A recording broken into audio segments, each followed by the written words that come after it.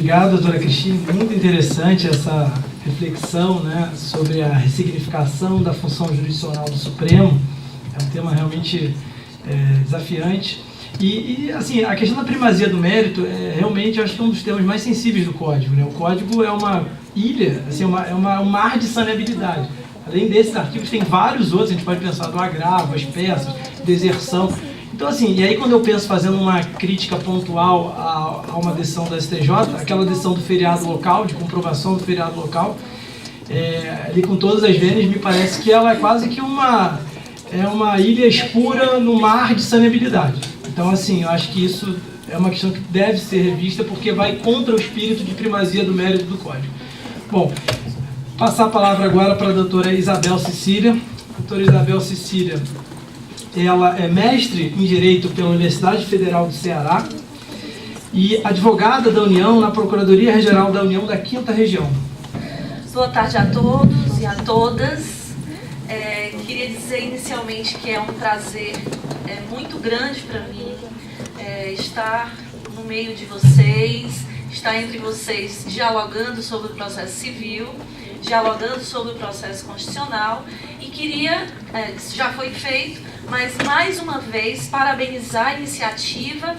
A mulher realmente ela é muito esquecida, ela é muitas vezes, eu estava até comentando com os colegas no horário de almoço, que muitos livros nossos são lidos e copiados sem as devidas referências bibliográficas. Isso se repete no meio acadêmico, isso se repete na omissão do nome das mulheres em vários aspectos, seja no convite à formulação de projetos, seja na fala em eventos. Isso acontece diariamente, eu fui testemunha disso muitas vezes, e para mim é um prazer estar aqui na minha casa, que é a Advocacia Geral da União, para falar sobre processo constitucional, que é uma das minhas paixões, e para falar também sobre uma das ações diretas de inconstitucionalidade que tem maltratado muito a advocacia pública brasileira, que passa também pela matéria que eu vou tratar aqui, que é a questão da figura do amicus curiae no processo constitucional. Então, eu queria inicialmente falar para vocês que a figura do amicus ela é conhecida por todos, né? O amicus é um terceiro especial. Ele é chamado, como todos sabemos, para prestar auxílio técnico ou para fazer uma defesa de tese argumentativa no processo. E ele tem por trás da existência dele, existe todo um aparato constitucional formado, principalmente a partir dos últimos anos, e priorizado, assim, ou seja, a importância dele se destaca, principalmente nos últimos anos, em face do crescimento do constitucionalismo e do crescimento de um fenômeno que é a judicialização da política no Brasil. Então, hoje a gente vê no Estado brasileiro, que acontece também em outros estados do mundo, né, a mistura ou a confusão que eventualmente possa existir entre o que é decisão jurídica e o que é uma decisão política.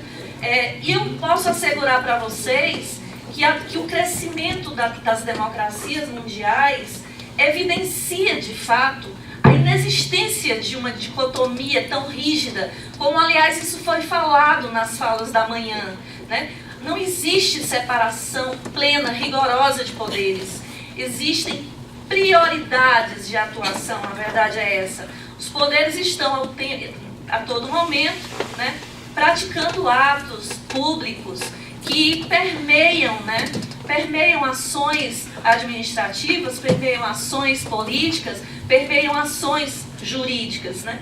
E quem muito evidenciou essa questão, assim, um dos professores que mais trabalhou essa questão, fazendo uma ponte com o direito processual e com o processo constitucional, foi o professor Peter Haberle, quando ele, no seu trabalho, que é um trabalho clássico chamado A Hermenêutica Constitucional, a sociedade aberta dos intérpretes intérpretes da Constituição, contribuição para a interpretação pluralista e procedimental da Constituição.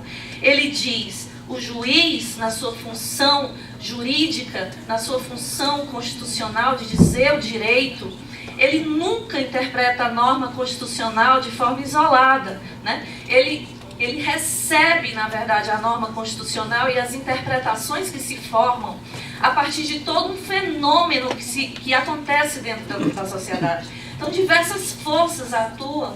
Nossa colega assessora do Supremo Tribunal Federal, ela sente isso na sua atuação no Supremo, né? Que, evidentemente, antes de todo julgamento que acontece no Supremo Tribunal Federal, diversas forças atuam, né, previamente na formação dessa interpretação.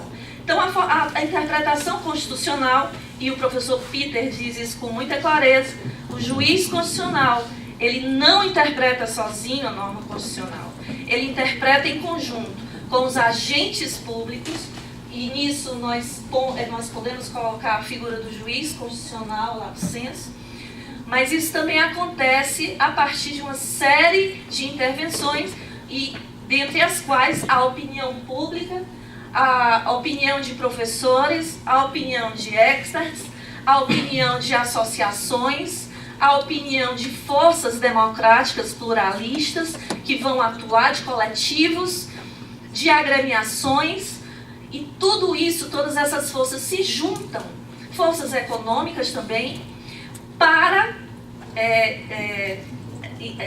fornecer ao Supremo o sentimento constitucional em torno de uma norma.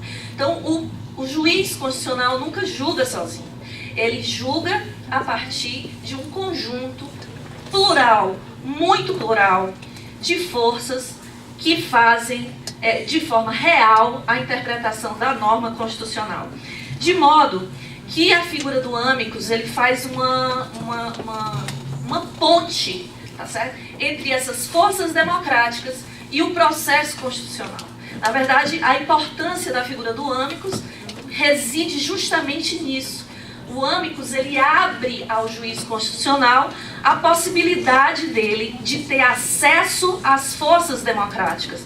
Bom, se a democracia fortalece o judiciário, se a democracia fortalece e aperfeiçoa o sistema constitucional, ao juiz constitucional, de forma, em sentido oposto, também se voltam as mesmas forças. A força que a democracia confere ao Poder Judiciário, também confere ao Poder Judiciário uma responsabilidade enorme, uma força reversa, que faz com que sobre o Judiciário resida um peso enorme de responsabilidade e a necessidade de que o Supremo adeque a sua atuação, fornecendo à sociedade brasileira e mundial, isso acontece em outros países também, a decisão justa, a decisão adequada, a decisão que espelhe as forças democráticas daquele país, né?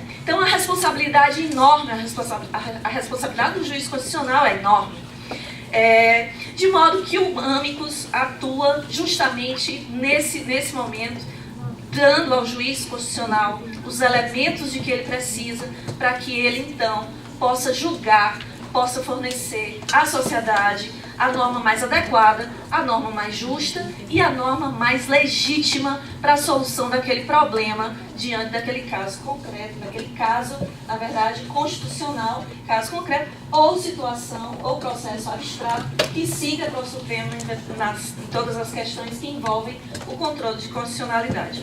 Bom, a figura do amicus, ela existe no direito brasileiro em várias situações, na ação direta de inconstitucionalidade, ADCs, ação de descumprimento de preceito fundamental na 9882, nas arguições incidentais no âmbito dos tribunais, na análise por amostragem da repercussão geral, no recurso extraordinário, no procedimento de edição, revisão e cancelamento da súmula vinculante, no incidente de resolução de demanda repetitiva e até no próprio habeas corpus. Nós temos um precedente do STF, que no HC 424 do Rio Grande do Sul, admitiu a intervenção do Amicus Curiae como terceiro, né, legitimado a colaborar no processo julgado, num caso relevante que envolvia o crime de racismo. Então, como surgiu a figura do Amicus no mundo? Nós temos em Roma as origens do Amicus, depois seguem para o direito anglo-saxão, a Inglaterra medieval de Henrique VI, depois ele é aperfeiçoado no direito norte-americano, e eu queria destacar a decisão Muller versus Oregon, de 1907, em que o advogado Brandes Brief, da Suprema Corte Americana, forneceu elementos extrajurídicos num julgamento que envolvia a limitação da carga horária de trabalhadoras norte-americanas. Então, ele inovou nesse processo, levando à Corte Suprema norte-americana opiniões médicas, estatísticas, sociais e econômicas. E ele, com o brilhantismo dele, conseguiu afastar o precedente que era desfavorável à regulamentação de horas, limitação de horas, por entender a Suprema Corte, naquele caso específico, que a intervenção de dados técnicos afastava o precedente desfavorável, e a importância do caso foi tão potente que a partir de 1930 o Estado norte-americano edita duas leis, a 27 e a 37, em 1938. O direito norte-americano exporta o Instituto, ou nós, na verdade, colhemos do direito norte-americano a importância da figura do Amicus. Implantamos no Brasil a partir de 1976, com a intervenção do Amicus na Comissão de Valores Imobiliários, no CAD e nos processos que envolviam o INPI, mas nesses casos a intervenção se dava apenas no fornecimento de elementos técnicos. A figura do Amicus, ela se desenvolve no direito brasileiro progredindo de uma atuação meramente técnica para uma atuação advocatícia, e a jurisprudência do Supremo Tribunal Federal foi decisiva nesse sentido. A partir de 1965, com a emenda 16 à Constituição Federal de 1946, já a partir da inserção do controle abstrato no direito brasileiro, já circulava no Supremo Tribunal Federal a prática de entrega de memoriais escritos aos ministros, que era uma atuação evidentemente informal.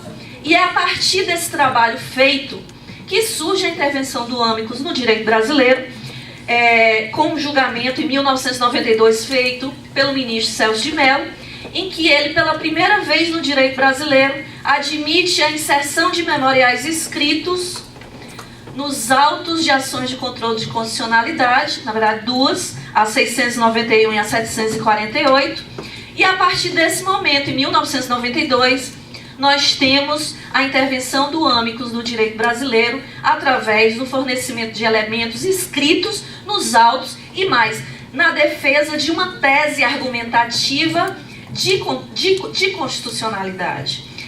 Em 1999, com a 9868, a gente finalmente normatiza, consagra a figura do Amicus no direito brasileiro, e com o Código de Processo Civil de 2015, nós temos então o artigo 138, que fala muito bem sobre a figura do Amicus no direito brasileiro, que pode ser aplicado em todas as normas. Meus queridos amigos, eu tinha muito mais coisa para falar para vocês, mas vou finalizar apenas com a questão que envolve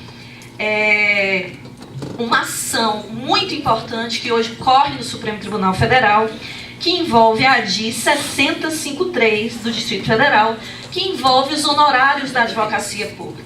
Então, nesse processo, a Procuradoria da República questiona a constitucionalidade do artigo 85, parágrafo 19 do Código de Processo Civil, o artigo 23 da Lei 8906, que é o Estatuto da Advocacia, e os artigos 27, 29 a 36 da 13.327 de 2016.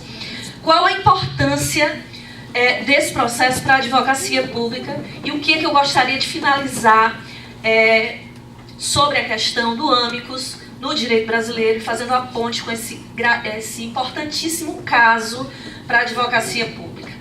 Que nós temos a admissão no processo constitucional na referida ADI de várias associações que foram admitidas por deter relevância e representatividade na defesa de interesses institucionais da advocacia pública, mas dizer também que, mais importante do que isso, nós temos a necessidade de levar neste processo dados primários numa pesquisa científica que mostram e que evidenciam a importância dos honorários advocatícios em termos reais, em termos de vivência democrática, em termos de aperfeiçoamento da advocacia pública no Estado brasileiro.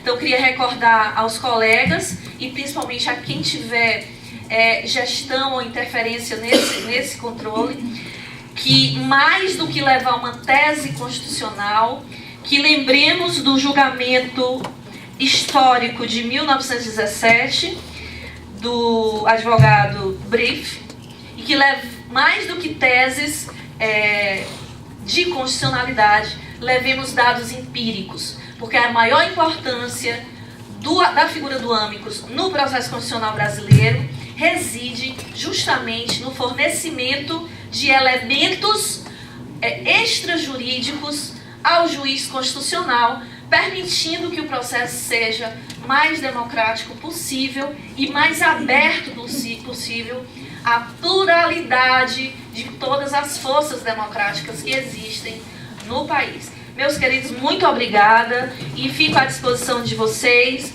Tenho muito mais material e muito mais... teria mais coisas para conversar com vocês sobre o assunto, mas infelizmente o tempo nos limita e foi um tempo muito rico, muito precioso e eu me sinto muito honrada por estar aqui com vocês, fazendo a minha contribuição nesse ponto importante no processo constitucional brasileiro. Obrigada.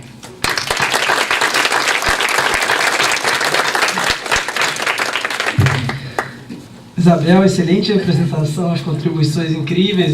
Quando a gente pensa num processo colaborativo em que se quer conferir maior legitimidade democrática às decisões, a participação do amicus curiae realmente é fundamental. Aliás, esse tema é tão suscitado, ele é a tese do nosso querido Rodrigo Becker, que acompanha lá o doutorado na UERJ, promete aí, vem coisa boa por aí, né, Rodrigo? E, enfim, agradecer mais uma vez, então, a Rita, agradecer Daniela, Rogéria, Paula, Danilo e Osmar, dizer que realmente foi um prazer. E Rita, estou entregando o painel 15h15 pontualmente. Bom, muito obrigado.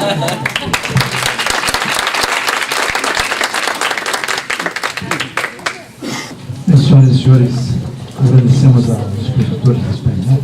Desfazendo essa mesa, convidaremos os expositores para o quarto painel. Portanto, senhoras e senhores, para o quarto painel, com a abordagem do tema Amicus Curiae, a audiência pública, convidamos o moderador Dr. Rodrigo Gomes de Mendonça, a doutora Tainá Aguiar, a doutora Estefânia Viveiros e a doutora Jéssica Galvão, por favor.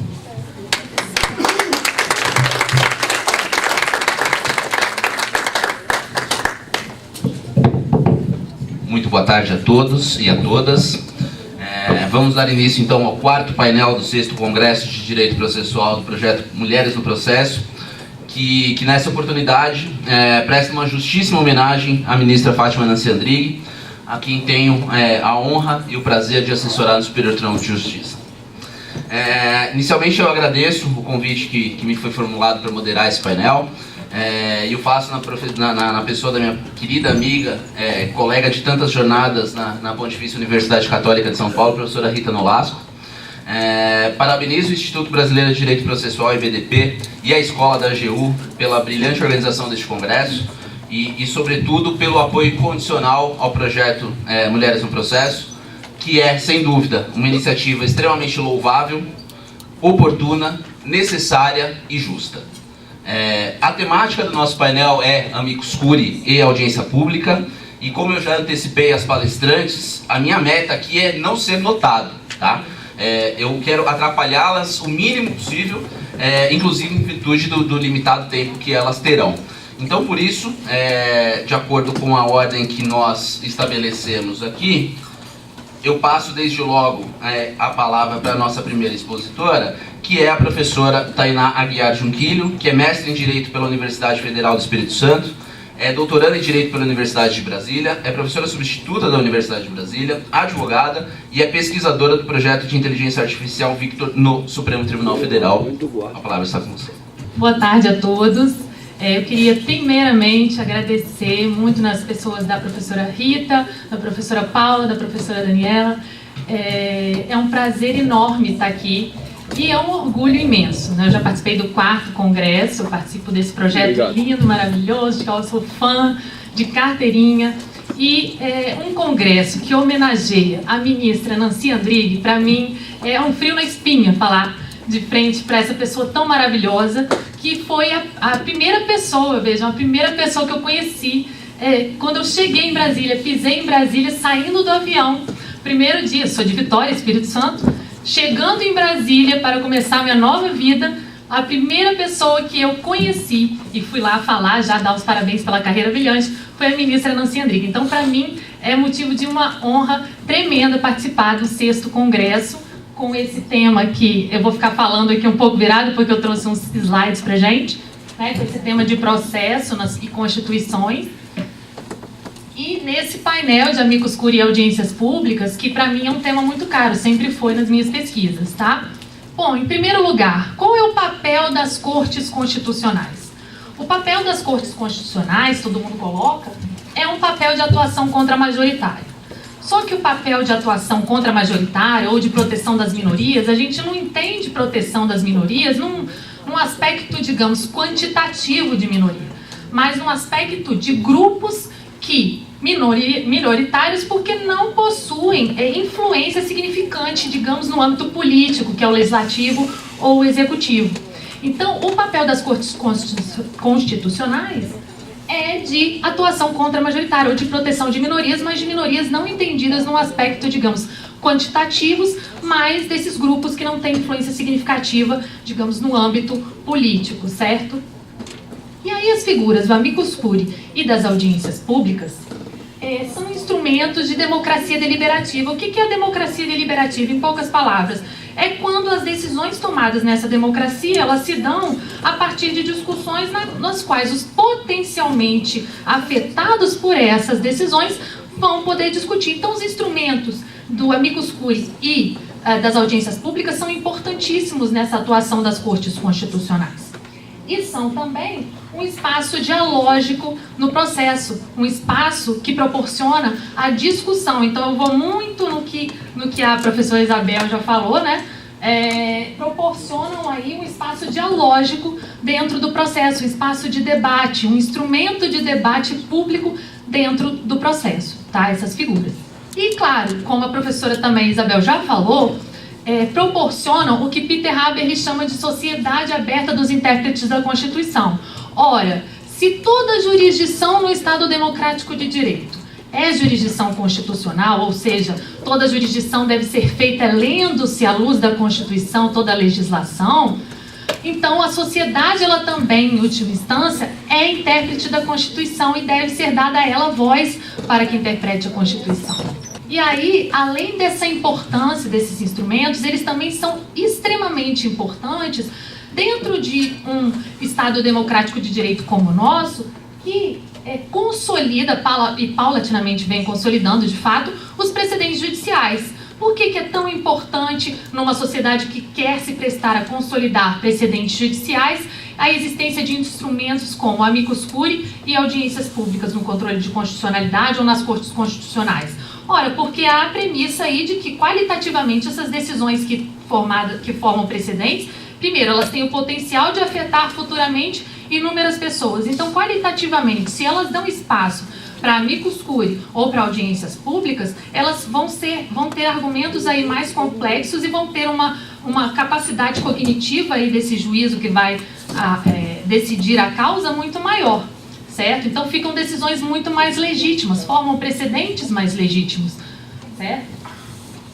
E para além disso, são importantes também esses instrumentos para a fundamentação das decisões judiciais, trazida lá no artigo 489 do nosso Código de Processo Civil, tendo em vista que, ouvindo-se essas partes, esses experts, essa decisão se torna, como eu falei, muito mais legítima.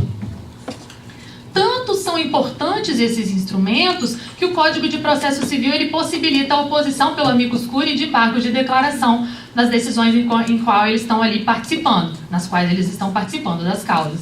Então são figuras realmente muito importantes no nosso sistema. Além disso, vão enriquecer os argumentos da causa, os argumentos que estão ali trazidos em discussão, e vão formar, a ideia é que formem a persuasão argumentativa dos julgadores. Então, de forma argumentativa, espera-se que tragam ali, se aventem ali argumentos que vão influenciar nos julgadores, certo? Na argumentação dos julgadores e na tomada de decisão. Mas, será que que eles vêm realmente cumprindo esse papel tão importante na prática que eu coloquei aqui, que nós sabemos, que já foi colocado pela professora Isabel também? Eu trouxe aqui 2 pesquisas empíricas uma sobre amicus curiae e outra sobre audiências públicas. A primeira foi feita pela Débora Costa, ela é daqui do Distrito Federal, e pelo Paulo Gustavo Gonê Branco, tá? Sob orientação do Paulo Gustavo Gonê Branco. E eles vão discutir empiricamente alguns números sobre o amicus curiae no Supremo Tribunal Federal. A primeira conclusão que eles chegam, eles avaliaram quais classes de processo mais utilizam o amicus curiae. Tá? Primeiramente, se descobriu que as classes de processo que mais se utilizam de amicus curiae são as de controle concentrado. Então, você tem lá 398 ações e mais na ADIM, tá? Que são utilizadas. Essa pesquisa foi feita de 1990 a 2015, tá? Verificando-se aí, utilizando-se o software NVivo, um software para busca de palavras, e aí eles verificaram que é mais utilizado no controle concentrado e na ADIM, mas também é utilizado no controle de constitucionalidade concreto, e aí quando utilizado no controle de constitucionalidade concreto, ele é mais chamado, os amicus curiae são mais chamados nos recursos extraordinários. Uma outra conclusão empírica deste estudo foi que são mais utilizados os amicus curiae, são mais chamados da área e dos organismos públicos do que privados. Então a participação dos amicus curiae, né, no plural, se dá mais dos órgãos públicos do que privados. Mas uma das conclusões que eu acho mais interessante desse estudo é que eles fizeram um levantamento de quais as ações que realmente utilizaram, pegaram todas as ações que utilizaram então a amicus curiae, quais delas vão realmente citar de alguma forma a palavra amicus curiae, ou que vão realmente explanar alguma argumentação que foi ali expedida. E aí eu vou pedir licença para chegar mais para cá para a gente ler. Da tabela dos resultados, o que a gente verifica? Que no relatório das decisões que se utilizaram de amicus curiae, 62% dos acórdãos informaram o ingresso de amicus curiae no feito, mas somente 6% explicitaram os argumentos produzidos, ou seja, no relatório dessas decisões que em que se ouviram amicus curiae, 62% do acórdão informam que há o ingresso aí de amicus curiae no feito, mas somente 6% vão explicitar algum argumento de fato no relatório. E no voto, qual é a porcentagem? Por outro lado, 2,5% dos acórdãos registraram apenas a presença de amicus curiae no voto, e em apenas 30% dos votos os seus argumentos foram considerados explicitamente. Quer dizer, 30% do total de votos é que utilizou realmente a argumentação, que não só citou, houve aqui nesse julgamento a presença dos amicus curiae, mas que realmente em seu voto se utilizou de alguma forma, ou seja, foram os argumentos ali expedidos pelos amicus curiae, foram capazes de alguma forma de influenciar, tendo em vista que foram de fato considerados no julgamento, apenas 30%. E aí uma outra pesquisa feita por mim e pelo professor Vitor Burgo, que somos lá de Vitória, Espírito Santo, eu puxando a brasa para minha sardinha, claro, o Tribunal de Justiça do Estado do Espírito Santo, ele foi o pioneiro a realizar audiências públicas no controle de constitucionalidade em termos de Tribunal de Justiça, tá? E aí a gente analisou essa audiência pública que foi realizada, embora não houvesse previsão legal para a realização de audiência pública, ela foi realizada em termos de ADIM estadual, e essa ADIM ela discutia o controle de constitucionalidade, a constitucionalidade de uma lei municipal do município de Vitória, que é o meu município, que previa vagas em concurso público para afrodescendentes. Então a temática que se discutia era essa. Ela não foi só pioneira pelo lado de ser uma audiência pública em tribunais de justiça, mas também porque, além da audiência pública realizada de forma presencial, se abriu para audiência pública online, né? A participação popular se deu também na discussão do caso de forma online. A população pôde ali opinar de forma online, participar do debate sobre a constitucionalidade ou não de uma lei que prevê cotas para afrodescendentes em concursos públicos municipais. E aí o que a gente avaliou analisando os votos depois desse caso? Que o único a citar os resultados da audiência e de alguma forma a argumentação foi o próprio desembargador que convocou a audiência pública. Esse desembargador que convocou foi venceu a tese pela inconstitucionalidade da lei, tendo em vista que argumentativamente se entendeu que ela feria a isonomia, mas esse voto que disse que a lei feria a isonomia, porque previa cotas para afrodescendentes, não citou vários doutrinadores, mas não citou nenhum argumento expedido na audiência pública que foi feita de forma online e de forma presencial. Então vejam, são dois instrumentos super ricos que despendem uma energia danada das pessoas que vão lá falar, despendem energia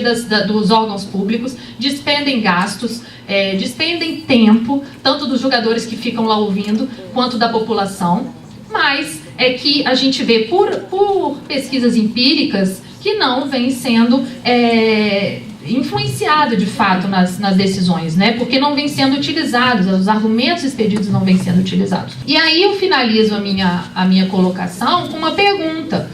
É razoável admitir que a simples realização de audiência pública ou convocação de participação de amicus curiae é hábil para dar mais legitimidade às decisões judiciais, ou a simples convocação não é hábil?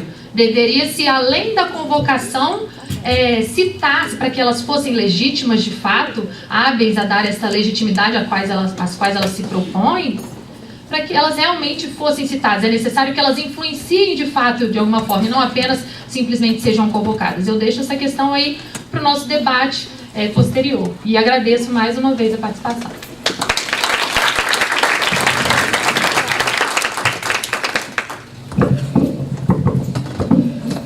Parabenizo a professora Tainá, que sempre traz um elemento que é dos mais relevantes quando nós pensamos na figura do amicus curiae, que é pesquisa empírica. Saber como, na prática, funciona o processo de participação do amicus curiae, penso que é da mais alta relevância para medir, mensurar a efetividade ou não dessa. Ato contínuo, então, passo a palavra para a nossa segunda expositora deste painel, que é a professora Jéssica Galvão, mestre em Direito pela Pontifícia Universidade Católica de Minas Gerais, professora da Universidade Federal de Juiz de Fora e advogada. Boa tarde a todos. Eu me sinto muito honrada de participar desse 6º Congresso de Direito Processual.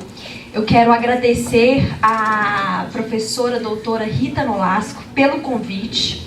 Não posso também deixar de agradecer à comissão local, a professora Paula Pessoa, a professora doutora Paula Pessoa, a professora doutora Daniela Moraes, que tanto se esforçaram para que esse congresso acontecesse, principalmente em homenagem à ministra Nancy, que é um exemplo para todos nós, assim, sem sombra de dúvida, a mulher na academia, a mulher no exercício da advocacia, ou aquela que pretende ingressar em qualquer carreira jurídica, ela tem esses exemplos, esses nortes a seguir. Isso é real, não é só porque estamos aqui, mas isso é... Eu também quero cumprimentar todos os meus colegas de mesa, né? Rodrigo Mendonça, Tainá, que eu já conheço desde o FPPC Vitória, né? A Stefania Viveiro, me sinto muito honrada de estar aqui. Bom, eu vou complementar a fala da Tainá E o recorte que eu fiz foi falar do amicus curiae, a recorribilidade e a qualificação da decisão. Já esse lugar comum, que a participação de um terceiro que não é interessado diretamente na causa, que não tem um interesse na causa, é muito prestigiada no nosso ordenamento jurídico. Em todos os processos, seja ele o processo jurisdicional, o processo constitucional e o processo administrativo.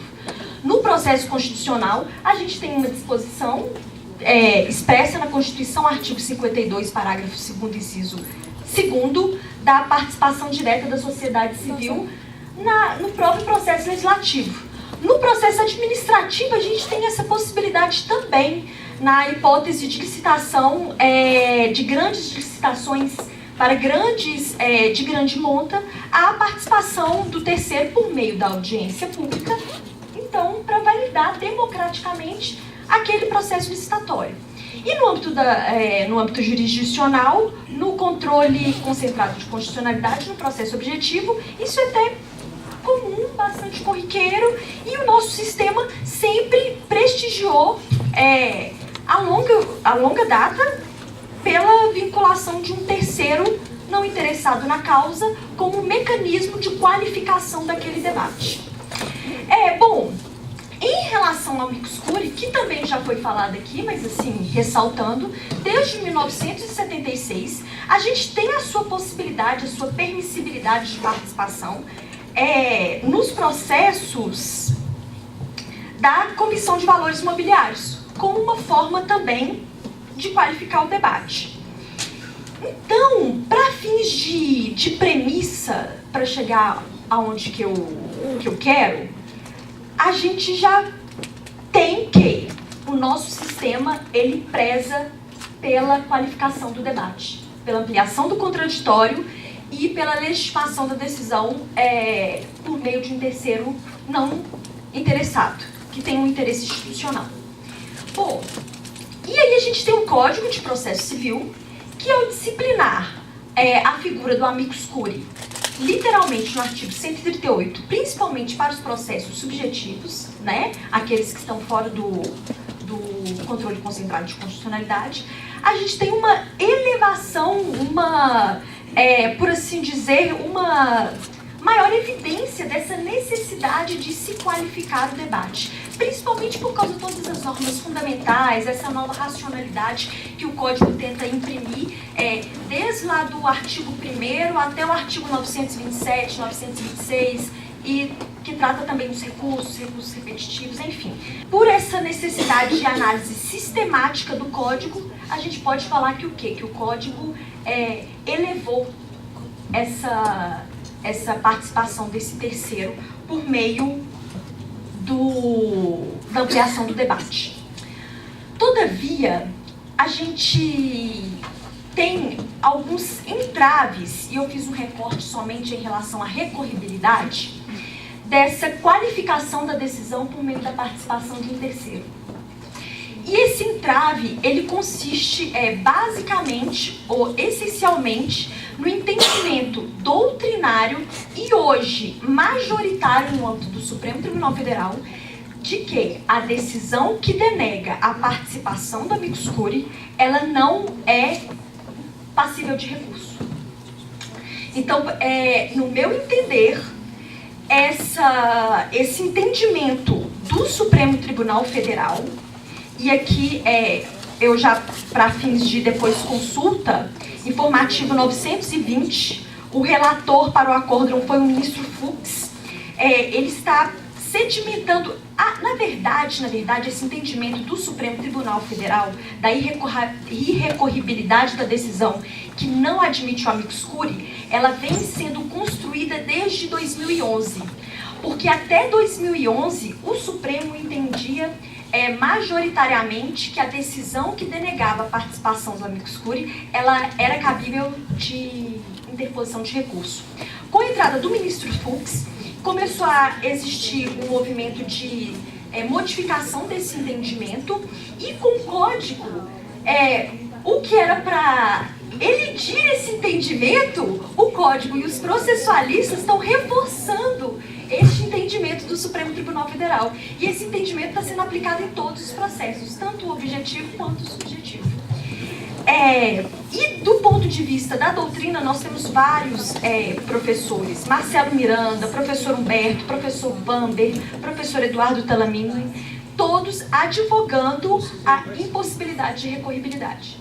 Então, eu chamo a atenção de vocês para a seguinte questão. Se o código estabelece que o próprio amicus curiae pode requerer a participação dele em determinado processo, porque ele entende que ele pode qualificar o debate e, por via de consequência, será proferida uma decisão jurisdicional muito mais qualitativamente melhor, desde que observado todos os argumentos expedidos, não seria um contrassenso você inadmitir o recurso da decisão que denega a participação do amicus curiae naquele feito? Né? Porque a decisão que defere, aí não tem problema nenhum. A decisão que defere, então é cabível o recurso, está no caput do 135, e sim, nós não temos problema. Então, assim, essa que é o problema, ou que eu quero trazer para vocês, o pensar nessa necessidade de superação desse entendimento, tanto doutrinário e tanto jurisprudencial do Supremo, que o Supremo volte a 2011, que passa a admitir o cabimento do recurso, que aplique-se o artigo 1015, inciso 6º.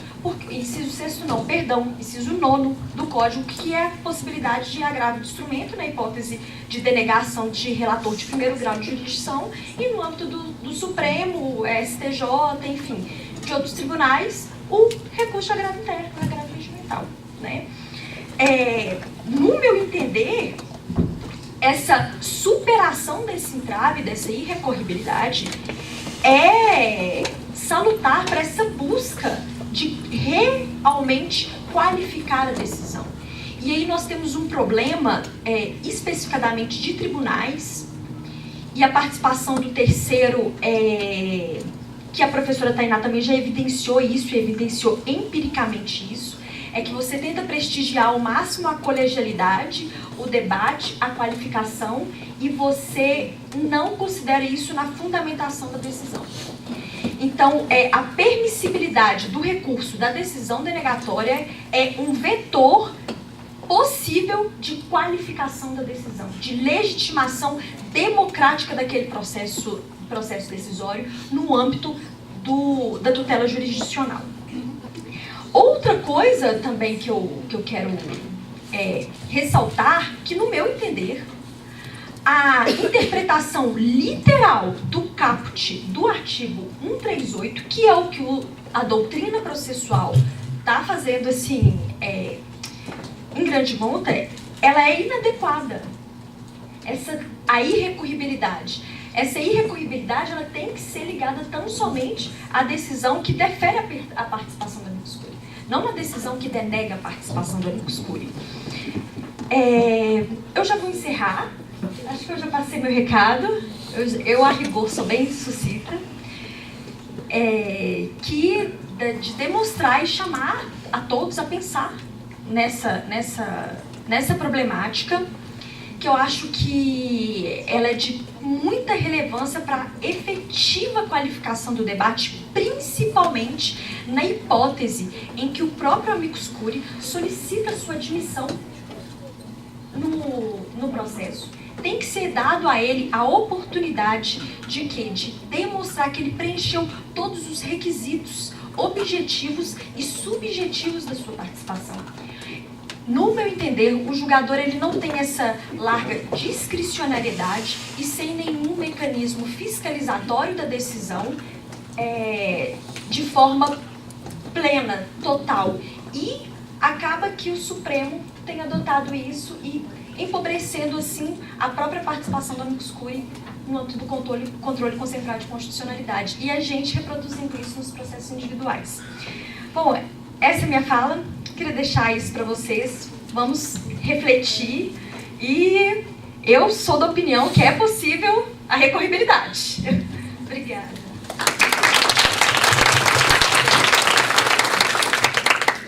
parabenizar a professora Jéssica pela exposição.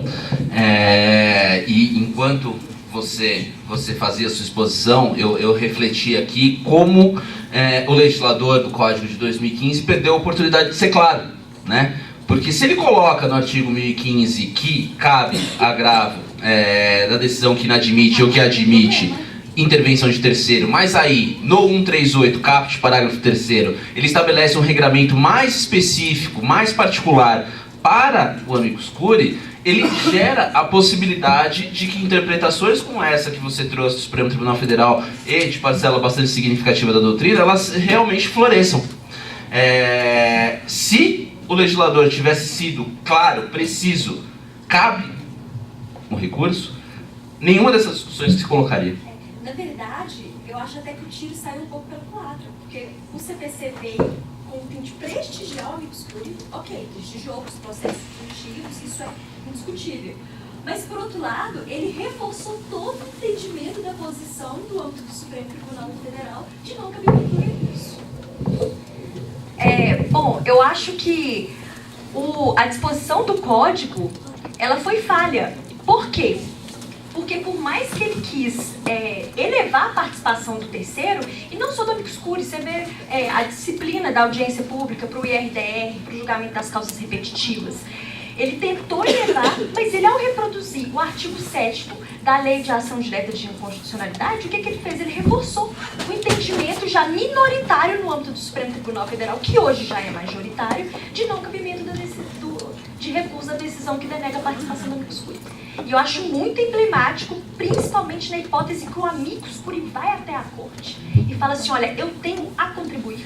E a corte, que não é especialista na temática, é uma causa que envolve o interesse de toda uma coletividade, a corte fala que o amicus curiae ele não vai participar, que ele não preencheu os requisitos. Então, assim, o processualista perdeu uma boa oportunidade. Bom, então dando continuidade, agora com a nossa última exposição, eu vou apresentar então a professora Estefânia Viveiro. Seria até despiciendo apresentá-la, de tão conhecida em Brasília que é o segundo evento de que eu participo em Brasília e é o segundo evento que eu tenho a honra de partilhar a mesa com a professora Estefânia. Muita sorte, então.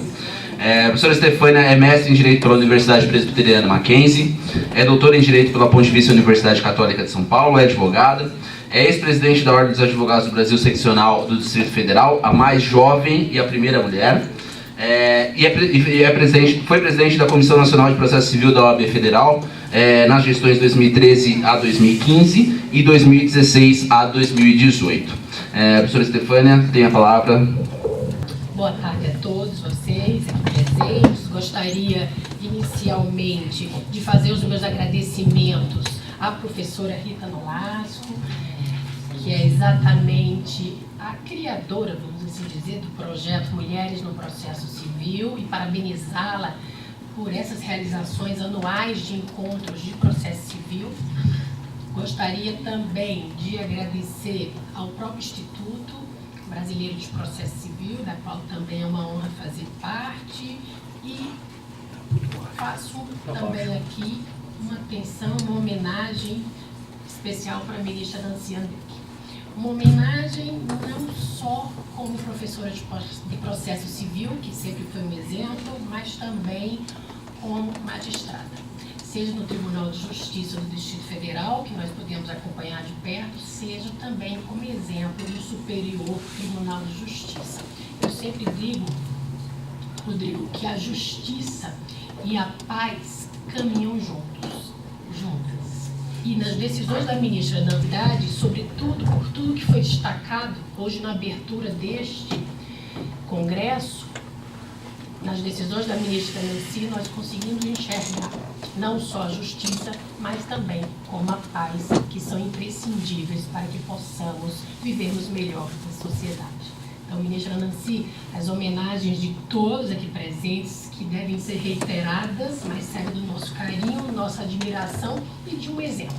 um exemplo, com certeza, a se seguir em todas essas esferas da sua carreira, não só como professora de processo civil, mas, sobretudo, também como ministra do Superior Tribunal de Justiça, lá representando todas nós mulheres, também no número tão restrito que ainda a Corte tem como representatividade feminina. Bem, cumprimento a todos da mesa, ao meu amigo, podemos assim dizer, Rodrigo, pela admiração de estarmos sempre juntos, que permanecemos juntos nessas mesas discutindo questões processuais. Cumprimento também a Jéssica pela excelência da sua exposição sobre a questão pontual também da recorribilidade, e cumprimento a Tainá. Com certeza, já falaram os pontos mais importantes. Bem, eu conversei com o Rodrigo que o meu prazo começa exatamente quando a gente termina os cumprimentos e as homenagens, né? Então, a partir de então, estou reivindicando a contagem desse prazo, né, que a gente sempre fala em dias úteis, obviamente, da utilidade do objeto, para que a gente possa, então, votar aqui. Bem, o tema é apaixonante, né? Eu trouxe, na verdade, 4 questões voltadas ao tema, principalmente numa delas, que aqui vou mencionar, de uma experiência muito própria que eu tive na qualidade de advogada. Quando eu fui, o ano passado, quer dizer, quando estava o ano passado na Presidência Nacional do Código de Processo Civil, da implementação do OAB Nacional, eu fui designada, vamos assim dizer, para ser quase que a concretude do amicus curiae. Ou seja, lá eu falei em algumas oportunidades, em muitas oportunidades, sobre temas relacionados à ordem que teriam impacto por mais de 1 milhão de advogados que nós temos hoje em todo o Brasil. Então eu trago também, nessas 4 questões, uma questão muito pontual da minha experiência nessa concretude da fala do amicus curiae e presencialmente no Superior Tribunal de Justiça. Bem, mas eu trouxe 4 temas de forma muito pontuais. O primeiro tema, ele já foi todo consumido pela professora Jéssica, que é a questão da recorribilidade por parte do amicus curiae. E aqui eu vou tirar 2 minutos apenas para dizer que concordo com ela e trazer uma ou outra observação. O segundo tema que eu trouxe também, para que possamos discutir, diz respeito ao momento, a questão temporal, ou seja, até quando pode ocorrer a intervenção por parte do amicus curiae. Porque nós estamos percebendo que os tribunais, muitas vezes para fins de organização, colocam alguns limites para a sua atuação, não obstante a lei nada falar sobre o tema e deixar claro que poderia ser em qualquer fase, em qualquer tempo.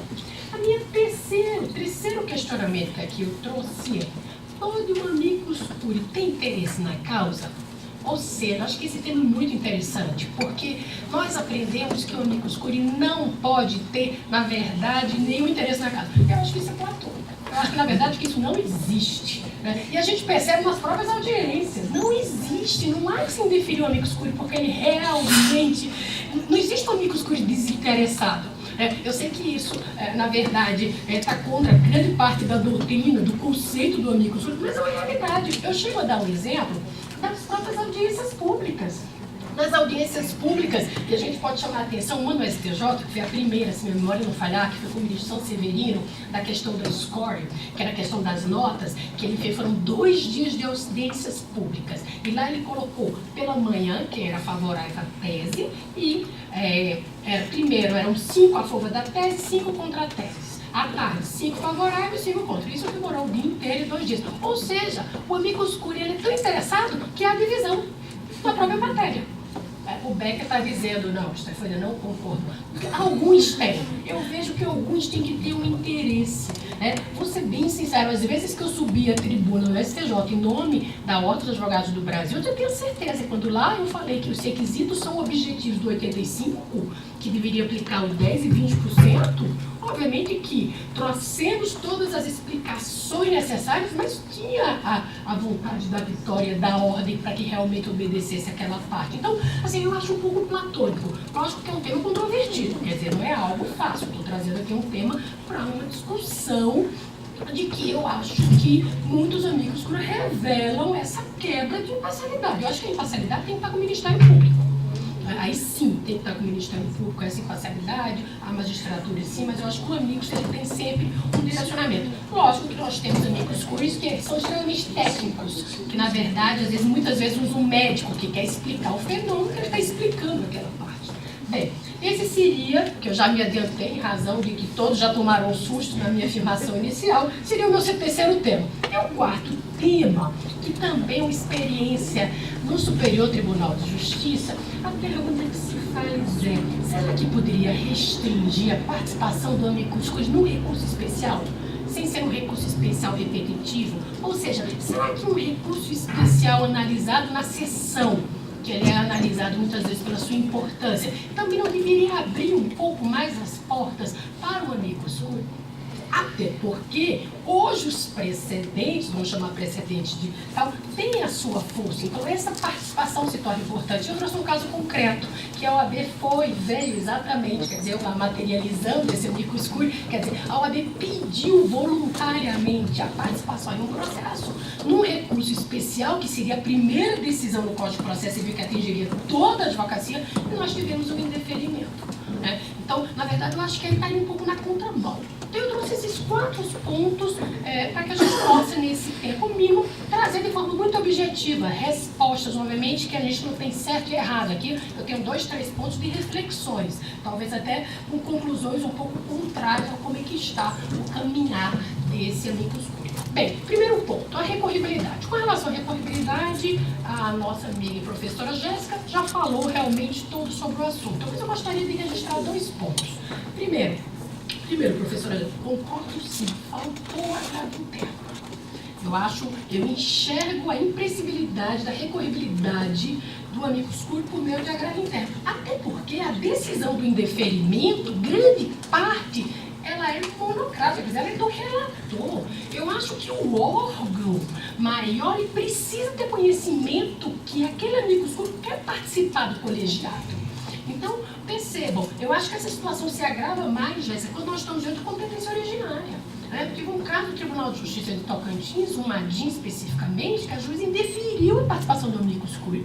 Ao indeferiu, eu apresentei embargo de declaração. Ela disse, olha, não cabe recurso. Dos embargos de declaração, eu apresentei agravo. Ela disse, também não cabe. Eu não conseguia ir para a turma maior. Infelizmente, desculpa, eu fiz um mandato de segurança, que eu conto nos meus mais de 20 anos de advocacia, quantos eu fiz, acho que me passam de 5, mas fiz um mandato de segurança para dizer o seguinte, olha, leve para a turma, leve para o colegiado competente para verificar se de fato deve ou não deve deferir. E depois desse mandato de segurança, que foi só para levar, conseguimos levar para o colegiado e aí sim ter o deferimento. Então, eu vejo que o CPC pecou por não ter deixado de forma clara esse cabimento, e acho, por outro lado, se a gente for com interpretação literal, que muitos falam que é a mais falha, mas vamos utilizar aqui, ou então a sistemática, o artigo 138 ele é claríssimo também, dizendo que a decisão que é irrecorrível é aquela que aceita.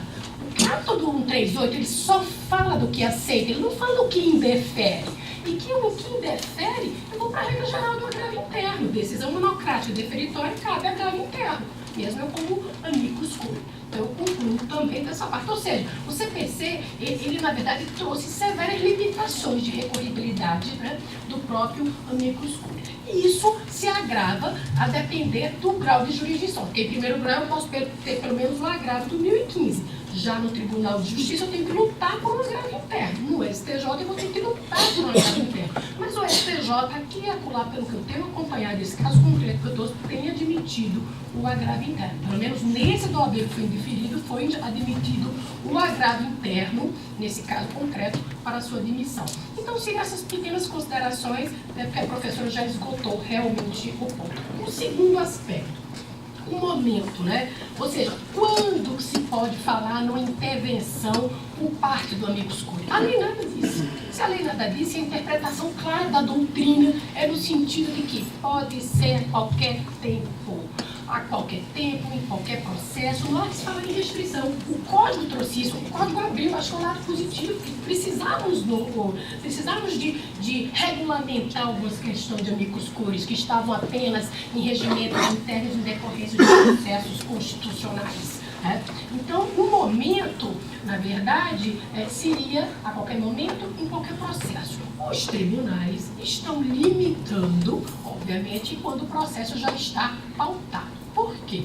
Porque tem um lado positivo do amicus curiae, mas não pode haver também nenhum tipo de prejuízo, nenhum ato que possa alterar, vamos assim dizer, esse julgamento, que possa atrasar o julgamento. Quer dizer, o amicus curiae, a gente brinca, né? Ele não é parte, mas ele tem um bônus e tem um ônus. Ele não é parte, mas ele tem que cumprir os deveres de parte, de lealdade, de cooperação. Então, esse amicus curiae que tem que cumprir os deveres de parte, sem ser parte, porque ele não tem, obviamente, não é atingido pela coisa julgada, tem as suas restrições de recorribilidade, etc. Bem, mas nesse caso, os tribunais e o próprio Superior Tribunal de Justiça também tem limitado ao tempo pauta. Se for incluído em pauta, não se pode, na verdade, ter esse acesso de amicus curiae. Concordo, mas a gente sempre pede mais. O que aconteceu num caso específico, né? Deixa eu mencionar. Num recurso especial importantíssimo, a ordem soube daquele julgamento por meio de mídia, dizendo que o STJ iria julgar aquele processo. Vamos voltar ao artigo 85, definindo regras. O que o OAB fez tão logo soube? Peticionou e estava pautado. Nós fomos indeferidos em razão do momento. Bem, mas eu comentei, é um momento que nós estamos pedindo apenas para apresentar memoriais, porque você se sente tão representado, com legitimidade para apresentar memoriais. E a apresentação de memoriais, na verdade, não vai me atrasar em nada. Ou mais, o relator, no meu modo de ver, ao invés de indeferir, delimita os poderes. Delimita os poderes, considerando que o processo já está pautado, registra que o amicus curiae não irá utilizar a tribuna, mas poderá apresentar os memoriais. Então, eu acho que tem que ter uma abertura em razão da importância do amicus curiae, né? Então, eu acho que, já que a lei não trouxe limites, acho também que não deveria, podemos assim dizer, que, obviamente, que pudesse trabalhar. Tem outro caso também, para concluir o meu item 2, que eu não chego no quarto, em razão do tempo, o item 2, tem um caso do STJ, que o STJ estava julgando uma ação rescisória, esqueci o nome, uma ação rescisória que se discutia que se os honorários advocatícios recebidos pelo advogado em razão da ação rescisória, ele teria que devolver. Ficou famoso nesse caso. Bem, e aí o que aconteceu? O verbo alimentar. Ou seja, nossos honorários, nós temos que esperar agora o prazo da ação rescisória, ou, né? Então, uma situação peculiar e que envolve todos nós, advogados públicos ou privados. Bem, conclusão, nesse caso. Então, foram feitos vários pedidos de vista. E a OAB foi lá, pediu amicus curiae, foi indeferido, porque o processo já tinha começado e iria atrapalhar. Não, eu poderia ter a limitação da entrega dos memoriais. Ou seja, ficaria também mais politicamente mais correto em razão da função constitucional do amicus curiae. Então, são essas observações. Eu acredito que, se o processo está numa situação muito delicada, no sentido de pautado, já em pedido de vistas, que então o relator defina quais são os limites processuais da prática de ato processual. Mas eu sempre vejo que o indeferimento tem que ser sempre exceção. Sempre exceção, só se de fato não preencher um daqueles requisitos objetivos. Bem, o terceiro ponto, na verdade, é essa questão que é um pouco emblemático, que é a questão do interesse do amicus curiae. Lógico que nós defendemos que o amicus curiae não tem interesse, nós aprendemos assim, deveria ser assim, mas é difícil a gente retirar o interesse, seja jurídico, econômico, social. Ou seja, eu acho que é platônico afirmar que todos os amicus curiae não têm, na verdade, um interesse no resultado da causa, né? E eu brinco que acho que a gente tem duas visões, né? O próprio STJ, quando ele permite a sustentação oral do amicus curiae, a gente divide o tempo da quantidade do amicus curiae. Ou seja, tem 5 advogados de amicus curiae, então é uma divisão do tempo. Vamos dar um exemplo. O julgamento do 2015, né, que a relatora foi a ministra Nancy. No julgamento do 2015, eu me recordo que tinham vários amicus curiae. E, por exemplo, tanto o AB, que lá eu estava sustentando, como o Instituto Brasileiro de Processo Civil, que estava a professora Tereza Rudolvin, na verdade, eu estou só comentando essas duas instituições. Estava a AGU também, eu acho que estava o Mota, se eu não me engano. O outro estava lá. Estava a AGU e tinha inúmeros outros.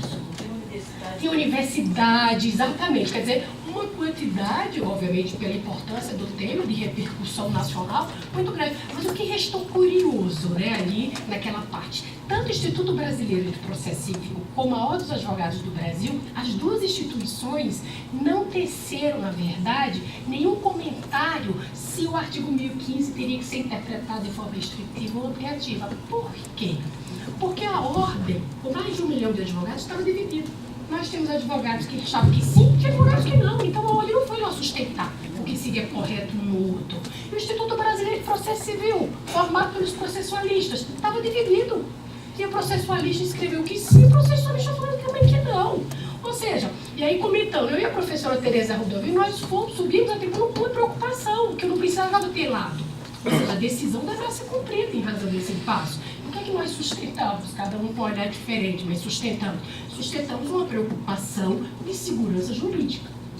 De segurança jurídica e do aspecto temporal daquela decisão. Porque no momento que o STJ estava julgando o 1015, você tinha prazo em curso para recorrer do 1015, para não acontecer preclusão, você poderia estar recorrendo nas contrarrazões da casal. Ou seja, tem alguma lacuna do tempo que iria sofrer algumas preocupações em casos concretos, podendo gerar um prejuízo no processo único, no processo individual. Então essa foi a preocupação dos dois institutos, né? Ou seja, então assim, eu entendo que é um mito para mim você não ter também lado, né? E o que eu estava comentando que eu não concluí, o STJ, quando ele divide o horário da sustentação oral, ele divide os contras e o a favor.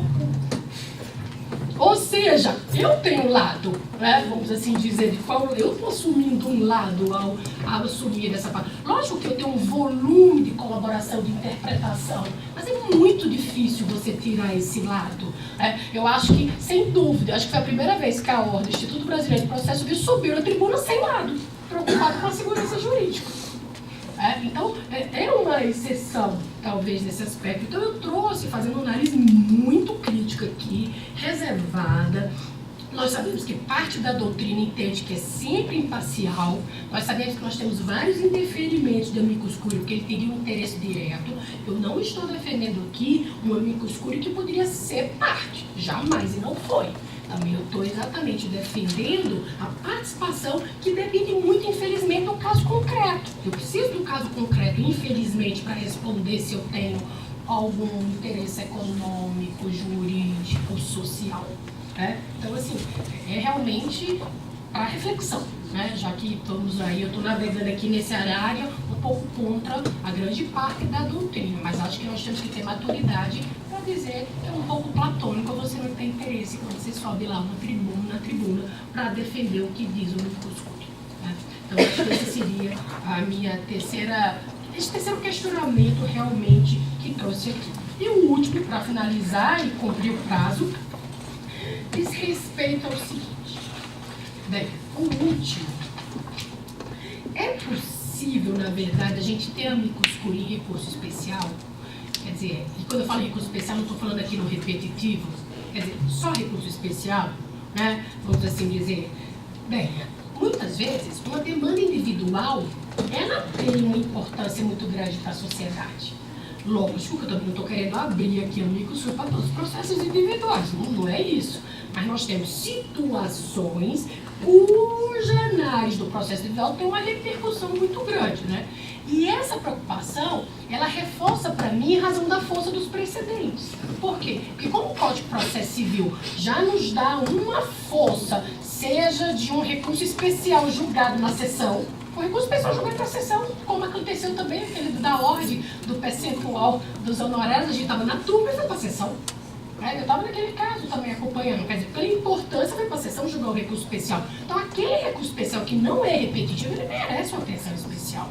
Mesmo se ele estiver na turma, dependendo do assunto, eu também acho que pode-se ter, na verdade, essa parte de recurso especial. O que aconteceu no caso concreto, né? No caso concreto, a OAB pediu de forma voluntária para ser amicus curiae e exatamente para definir de novo aquela questão dos critérios objetivos do artigo 85, mas sobretudo a questão de não se aplicar o critério equitativo do parágrafo 8º, ou seja, não como regra do parágrafo 8º, né? E sim como exceção, como a lei ali trouxe, né? Bem, e a OAB pediu, o Conselho Federal da Ordem dos Advogados do Brasil pediu, foi indeferido, apresentou agravo interno com base no artigo 1021, o STJ aceitou esse agravo interno, determinou a intimação do agravado, mas o curioso é que, na decisão que indeferiu, me ler algumas passagens de fundamentação. O que é que foi dito, né? A pretensão veiculada no recurso especial, aspas, isso aqui é o agravo do recurso especial 1.644.077. É interessante para estudo. O recurso especial, aspas, diz respeito ao interesse próprio do representante judicial da parte em obter a majoração de verba honorária, arbitrada nas instâncias de origem. Questão subjetiva. Portanto, não foi selecionado esse caso nem na Corte Regional, nem no STJ como representativo da controvérsia. A finalidade típica do recurso especial por si só é um elemento insuficiente para viabilizar a admissão de terceiro nos autos. Bem, o que a gente percebe, então, dessa decisão? Que há uma dificuldade de abrir as portas do amicus curiae, na verdade, com todo respeito. O que eu vejo aqui é que, por mais que seja um recurso especial individual e talvez subjetivo, mas era a primeira decisão que o STJ ia interpretar o parágrafo 8º do artigo 85 para dizer que, para analisar se os critérios equitativos seriam exceções ou seriam regras. O que a OAB fez? Nós estivemos diante de um Código de Processo Civil participativo no Congresso Nacional, com a presença da OAB, da magistratura, do Ministério Público, dos professores, do Instituto, e todos lá viram qual seria a leitura que seria feita com relação a isso. Aí alguém me perguntar, mas por que o STJ não colocou como representativo, como repetitivo? Porque era novo, é o primeiro caso. Mas é um caso que o Brasil todo estava esperando, porque os tribunais do Brasil, todos estaduais, estavam todos conflitantes. Então, por mais que fosse era o início de uma formação de uma jurisprudência imprescindível para a formação daquele precedente. E o OAB realmente foi indeferido, teve o agravo teve a impugnação foi feita pela Fazenda Pública, né? Estava discutindo honorários, mas eu sempre falo na tribuna. A advocacia, quando eu subo a tribuna, eu falo, estou lá defendendo todos nós, advogados públicos e advogados privados. Porque, na verdade, os honorários são um só e para todos. Então, e eu falo ainda registro, ainda fiz parte da PU, da Procuradoria da União, por um bom período. Então, acho que a defesa tem que ser sempre dos dois. Bem, e para concluir, dizendo nesse caso, a OAB ela tem amparo legal, lógico, além da representatividade. Não precisava nem eu falar aqui dessa representatividade, que é exatamente o estatuto que fala no artigo 44, por exemplo, que a OAB tem que defender a Constituição, a ordem jurídica, os direitos humanos, justiça social, boa aplicação das leis. Então, a gente tem também essa questão voltada da legalidade para a sua participação também nesses pontos. Bem, são questões de reflexões, mas eu chego a concluir que eu acho que o mais importante dessas minhas 4 indagações que eu faço, eu acho que nós temos que abrir as portas. Não escancarar as portas, mas abrir as portas para uma participação do amicus curiae que pouco prejudica na demora na solução do processo e que lá ele pode contribuir de uma forma ou de outra para uma qualidade dessa prestação judicial, com certeza eu acho que é extremamente positivo. Muito obrigada pela atenção.